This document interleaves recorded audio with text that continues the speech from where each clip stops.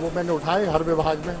PWD विभाग में भी सड़कों का काम अवरुद्ध था, मेरे क्षेत्र में धीरे धीरे बन रही हैं। एक बिल्डिंग है भड़ौल में हायर सेकेंडरी स्कूल की, 2017 में से बनना शुरू हुई, अभी काम ही प्रारंभ नहीं हुआ। आप बता रहे हैं कि वो ज़मीन उपयुक्त नहीं है, उसके लिए ज़मीन ठीक करने के लिए 40 लाख और चाहिए।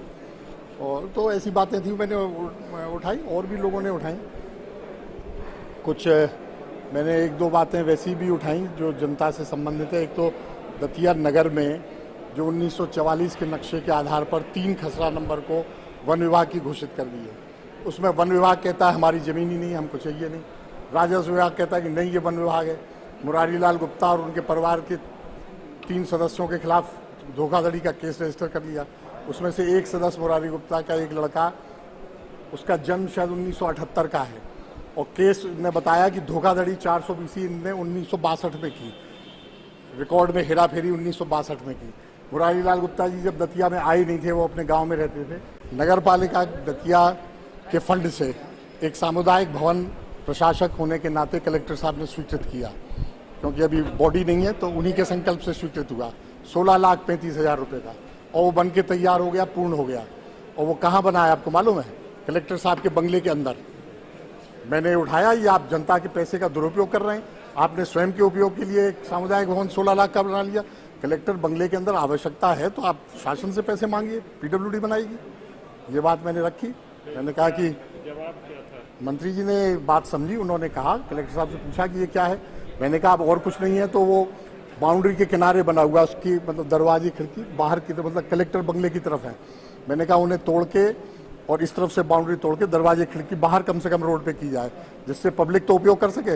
मैंने उनसे कहा कलेक्टर साहब से कि पब्लिक का कोई आदमी वहाँ शादी ब्याह करना चाहेगा, आप अनुमति देंगे? गेट पे आपका गार्ड खड़ा है। वो कहने लगे नहीं, अधिकारी आते हैं, मीटिंग हमको लोन में लेना पड़ती थी। वो तो अधिकारी भी तो आपके शहर के नागरिक हैं, उनकी सुविधा के लिए। मैंने कहा उनकी सुविधा के लिए आप शासन से पैसे मांगिए। ऐसे कई मुद्दे आए, वो मैंने बेबाक तरीके से उठाए।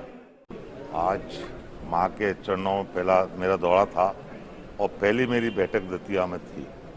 सौभाग्य प्राप्त हुआ मुझे प्रथम बैठक यहाँ करने का, माँ के चरणों में आने का। हम सब लोगों ने आज बैठक को में सब उपस्थित थे, हमारे जिलाध्यक्ष महोदय जी, हमारे कलेक्टर साहब, एसपी साहब, कई बिंदुओं पे हम सब लोगों की चर्चा हुई थी। कई ऐसे बिंदु आए थे तो सारी बिंदुओं पे एक एक बिंदु पर हमने चर्चा की है, और कई काम में सुधार करने की जरूरत है। कहीं हमें नए विकास कार्य इस क्षेत्र के लिए लाने हैं तो हम सब मिलकर लाएंगे। क्यों, यहाँ पे बहुत जुझारू हमारे लोकप्रिय गृह मंत्री दादा नरोत्तम जी हैं, मुख्यमंत्री महोदय जी हैं, हम हैं, श्रीमंत महाराज साहब, सबके आशीर्वाद से हम दतिया के लिए अच्छे से अच्छे काम लाएंगे। हर बिंदु पे हमने एक एक विभाग की समीक्षा की, सारे विभागों की हम सब लोगों ने समीक्षा की, और सारे विभाग में थोड़ा बहुत हमको ऐसा लगा उन्होंने सब सुधार किया। अगली मीटिंग वो सब कुछ सुधार दिखेगा। सड़कें आपने देखा, सड़कों आज से 15 साल पहले सड़क ये लगता था गड्ढा, और गड्ढा ये लगता था सड़क है।